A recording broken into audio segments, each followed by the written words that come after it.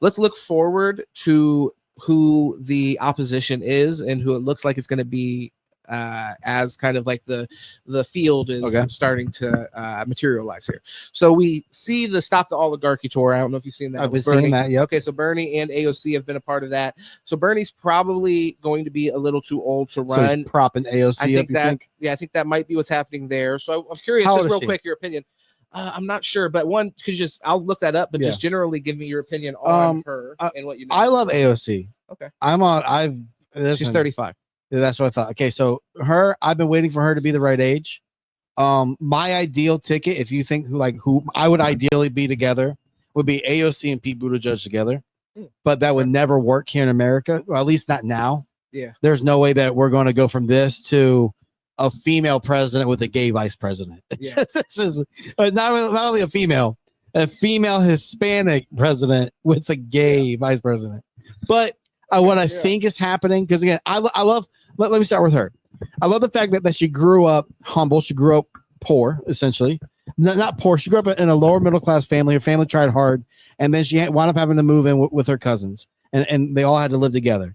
She grew up in a borough up, I think Brooklyn, I think it was, or Queens. Bronx is where she was born. Yeah, and that's where she represents right now. So she was in the district where they had that very corrupt Democratic representative. And he was ran unopposed because nobody would do it because of how corrupt it was. And she, from the ground up, grassroots to the fucking definition, ran a campaign against him and beat him for that seat. As a young woman that just ran off of passion for the people around her. And she has the people who live there, people who speak about that they live there and there, blah, blah, blah. They say she's made a change. So I think that she's very intelligent. People say she's dumb. I don't believe it. I think she's a very intelligent woman that says how she feels. I feel like you're not going to bully her. She's not going to just be talked down to. She is strong and she has her own voice. So you would have no problem voting? I would have no problem voting for AOC. Nice. I do not think that that's where the Democratic Party is going to go. And that's been our problem, the Democratic Party. Yeah. With the way that Gavin Newsom has started the podcast, I think that that's where they're still trying to push. Oh yeah, Gavin Newsom. So I actually don't have him here. So by the way, just to put my cards on the table, I actually like AOC too. I think that a lot of the hate that she gets is just people basically taking things out of context and like trying to represent her as like some kind of like crazy fucking over the top person. Elizabeth Warren, and some things, by the way, I don't like fully agree with her on, but it's like most things I do, honestly. And then a lot of other things I think are at least reasonable and I can see where she's coming from. Whereas on the other side of things, like not even. So it's like if we could switch out presidents right now, I'd take AOC all day long. And then Bernie, obviously, I love Bernie. I love Bernie. And so you mentioned Gavin Newsom. That's great. I'm glad you mentioned that. Thank you for that. So Gavin Newsom, you could go ahead and let me know how you feel about him. So I think that it's tough because living here where we live, it's been so anti-California and Gavin Newsom that I kind of do have a not a negative like indication towards him, but I kind of not the highest on him, you know. But the more I see him talk, the more I understand him, the more I can listen to what he's saying, him explaining, and go okay. And then actually he has done some good. Yeah. The taxes of California, there they are. I haven't looked into the fucking taxes, so I can't fucking tell you. Yeah. But well, so how do you feel about, you mentioned his podcast? How do you feel about his having right-leaning people on? Yeah, I think Charlie Kirk might have been his first guest. So I am Bannon on there right now. As long as I need to watch it, as long as it's honest, as long as it's honest from Gavin's standpoint and he's strong with it, I am so for it. Pete Buttigieg or Gavin or these guys like what's the guy Brian Tyler Cohen or them sit down and talk about the issues and bring the facts and explain it, because there's so much misinformation and so much of malinformation where these people are taking a half truth and spinning that to create a narrative, which I know both sides do. All people do that, right?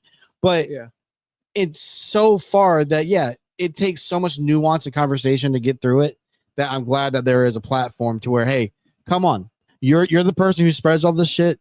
Let's go out here and let's duke it out. If that's what it is, then fuck it. It's going to be really constructive. So, maybe you did say this. I might have missed it. So Jada said Pete B can't win. Let's be honest. You did mention Pete earlier running with AOC potentially, but I mean, right there, weren't you just talking about like them just having like conversations with people on the right? So Pete Buttigieg on Fox News has been great. No, I know. That's why I'm saying that's what you're talking about. You're not talking about him running, right? In that instance. What do you mean? So before with AOC, I wanted him to be with AOC. But then right now, when Jaded is responding, saying Pete B can't win, I'm saying she's talking about presidency, right? I don't know if she's responding to what you're saying. I'm saying there might be a misunderstanding. That's why I'm mentioning that. Because I think what you're talking about, correct me if I'm wrong, is right now going debating, on talking with people from the other side, and then really defending kind of the ideology of the left versus the right, and being holding them accountable to a certain degree. Because I mean, I agree with Jaded as well, as far as like, and I wouldn't even honestly pick Pete Buttigieg if I was going to pick a vice president. I have to really think about it, but I like him going on platforms, but I haven't liked one thing that I think that is really powerful about Bernie Sanders. And in most cases, you could look at his political record, and regardless of which way the wind was blowing, you could say now that he had a principled stance. So I think Pete Buttigieg, there's been plenty of times where the wind has blown a certain way and he's gotten in line with the kind of Democratic whatever kind of like corporate Democrat kind of vision. And well, real quick, and I'll pass it to you as far as like, because I kind of feel the same way with this would be my only criticism of AOC, because there's been a few times that she's gotten on and been like a blind Biden supporter. And I do think that, and I acknowledge that that's not an easy thing to do, to be outspoken against your own party, but I think it does hold a lot of weight when you're willing to do that. And I think that's what makes right now the core that she's on so powerful, because it is kind of counter to what the corporate Democrat Party is trying to do. I saw something with Chuck Schumer the other night where he's basically talking about, he's like, we're just going to wait for Trump to not be popular. Literally was, they're like, so what's your strategy? They're like, well, they're letting him bury himself. Yeah, he's like, well, which I mean, he's not necessarily wrong, but it's a completely like passive kind of way to go about. Yeah, exactly. No, we want actual action. The problem with Kamala for some of us was that she didn't feel like she was far enough away from Biden, but even Trump, to be honest. Was it like be a lot better now? Oh, well, no, of course. And even when I was making the decision not to vote for her, I said that. If you remember the argument that I made, I was like, I do think in the short term, Kamala would be better. But I think that's a system. Yeah, that's a system that long term just lulls us into this sense of security, while they're still really kind of stealing from us, to be honest. But they're more focused, and that's why I like the liberals to a certain degree, is there is more of a thoughtfulness to, well, how do we steal from them, but also make sure they don't riot? So let me respond. To the to the whole Biden. Here, let me just say this, because this is actually kind of to you, because this was your point of view. So you can say what you're going to say, but then respond to this. AOC and Pete B can't win. We got to be honest. I hate that, but we got to face the facts. And you can say whatever you're going to say, but just whatever. No, which again, and that's my fear and my belief. But I just, when it comes to like defending Biden, because I'm someone who I somewhat defended Biden. But it wasn't so much like, no, Biden, no. It was more of a, okay, well, hold on. Let's wait and see what's actually going on. Because we're seeing these clips, we're seeing this. Now, again, she's on the inside. So she knew. Now, I can say that there are people that, they mess up their words. Trump isn't very good with his fucking words. He speaks like a fucking third grader. My 11-year-old son speaks better, right?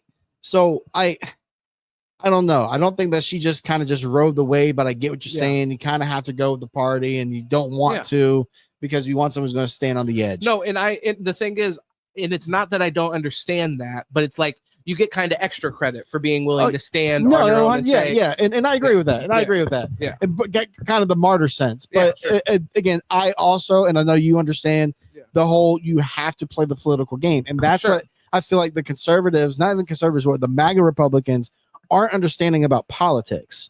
That it isn't the real, this isn't Walmart, this isn't your job place, this isn't normal place. No, this is, politics is different. You have to pander in a way to, yes, while I'm talking to the American people, I have to watch what I say, because if I say something too fucked up to this other country, they can take that as a threat. Sure. And then now there's some uneasiness going around the world, and it's like, so you have to, and we kind of threw that out with this. So what I'm hoping is that, yes, people see that this is too far and we need to get back to some normalcy, but not to the normalcy that we had before. I think that, so yeah, I agree. So that's where I hope AOC can make a push. I agree generally with that point, and I would even kind of expand on it, where when you're talking about what you're saying and people being threatened by that, I think that is even more, it's even more of a nuanced issue, because we have where people are threatened economically. Yeah. So it's like you have like the tariff thing, where thankfully they've kind of like laid off of it to a certain degree as far as like the posturing of it.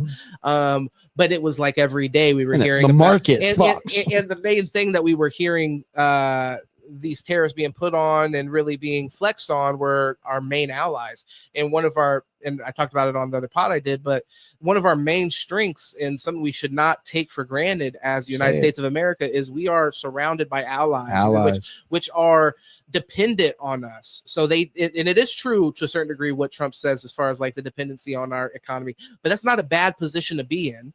And you kind of want to manage that relationship and continue to keep, you know, the status quo to a certain degree. Yeah. If you can make the trade deals where they're better, that's great, but you definitely, it not at the cost of having an adversarial relationship with the people that live directly north to us and the people that live directly south to us. So I'm gonna read some of these comments real quick because a few of them came in. So I like Pete B and AOC, but we have a lot of dummies in this country. I'm just going to point out you spelled dummies wrong. So whenever you're spelling that word, you got to be careful, because people will use that against you. If people were lighting it up more in the comment section, I'm sure we would have had a MAGA person flip out about that. If they know how to spell dummies. The Democratic Party as it is today is dead. Interesting. I think, you know what, I like to expand on that, because I kind of want to understand, because I understand because I understand that the Conservative Party, as we know, is pretty much dead. That's more, I think that you have the MAGA right now, then the Conservative Party's kind of what the middle ground, what now like middle is, the old conservative, where it's like we're on fiscally conservative, but more and more people are getting socially liberal. Yeah. And then you have, so I don't know if the Democratic Party kind of falls into that mix too, or what is it about the Democratic Party that is dead? Because I feel like the Democratic Party still pushes for progressiveness, right? So where could the progressiveness ever necessarily die? Here, this might be for you. I don't know if you want to check your phone or go make a phone call. But no, that's an interesting point, Jaded. As far as like that being the case, just text me and I'll know if you slid or not. It's all good. But yeah, I think that is an interesting point as far as like it being dead. I do think that it's, you know, on some kind of life support. And I just wouldn't say that's necessarily dead, because we're kind of in the period where you had like the Tea Party, which turned into more the MAGA movement. And there was a bit of a, yeah, good one. Hey, everybody pray for Paul. He's got to take care of the house. But thank you for coming through. Go check him out. Paul B. Balcom, Balcom B. Paul on Twitter and Instagram. And make sure you follow my dog. And he'll be on here again whenever we start rolling again. But it was great to have him in here tonight. But yeah, so I think that we're in that period where we're kind of, there's a decision to make. There's the Democratic Party can continue to go in the same direction that they've been going. And I do think that is where there's no energy, there's no life, and it does feel dead. But there does seem like another option. And when you see like these, the oligarchy tours and stuff like that, there's an option to go in that direction for the Democratic Party. And I'm curious to see if, and there seems like there's some real life there. But I guess either way, to your point, as it stands or as we knew it, it's dead. I voted for Kamala to prevent suffering. Now we got to find out. Yeah, we definitely will find out. And we are finding out, I think. I am saying Pete B can't win because he is gay, and AOC can't win because she is a woman. It's just the truth. Well, you know, I don't know. We'll just have to see. I don't know if I think that's the truth. I do think that there's going to be people that are going to make their decisions based off that. But is that going to be enough of a deciding factor for enough people to where they can't win if they're truly a persuasive candidate? I don't agree with that. I think, you know, if we're going off of Kamala, for an example, and say she lost because she's a woman, I think that impacted the entire situation and definitely, you know, helped ensure her downfall. And it's something that unfortunately a candidate has to overcome, is the prejudice that people have based off of those things. But I think that most people are not going to make their decision based off that. But I could have my decision. I could have my point of view further swayed to the negative in this, because through this last presidential election, where I'm somebody I couldn't vote for Kamala, she couldn't be the candidate for me. There were some people that I talked to, and their reasoning, and some of them it did have to do with them being a woman. And what surprised me is one conversation I had specifically was with a woman who, and I mentioned it here on the podcast because it was very profound for me to hear that, as far as like a woman that's like, no, I can't vote for a woman for president. It's like, damn. And what I always say is like, if I'm like people that I've worked with, or whatever kind of environment that you've been in, where you've been working alongside women in a professional environment, it's like most of the time the women, like if I'm going off like percentage and competency, more times than not, women are better than the men are at whatever job we may or may not doing, in my opinion. Peter Thiel is a vampire. The vampire has paid for Greenland through Trump to create his personal anarcho state. We are fucked. Oh, is that like an official thing? I did see that JD Vance announced that he was going to Greenland. Very interesting. Let's see here. To join his wife in Greenland.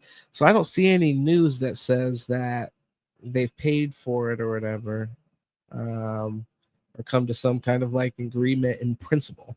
So that would be interesting news, though. Yeah, no, by the way, Paul, it wasn't a life or death kind of emergency, but he did have to slide out. It's one of those home emergencies where, you know, all of a sudden the AC's not working, or all of a sudden this or that. So God bless him. You know, he's going to go home and help take care of that and make sure everybody gets to bed on the right foot, you know.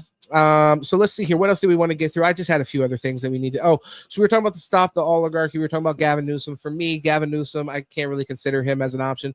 Paul touched on something where we didn't really get into it, but I do think that AOC and Gavin Newsom right now, they represent two distinct paths that the Democratic Party could go down, where Gavin Newsom represents the placating to the conservatives, kind of playing the political game in that way. And then AOC kind of represents more of a pendulum shift as far as like coming back from MAGA and with a kind of new look Democratic Party. So for me, I'm leaning in that direction. I think it's inspiring to see what they're doing with the Stop the Oligarchy tour. And I think the messaging is right on point.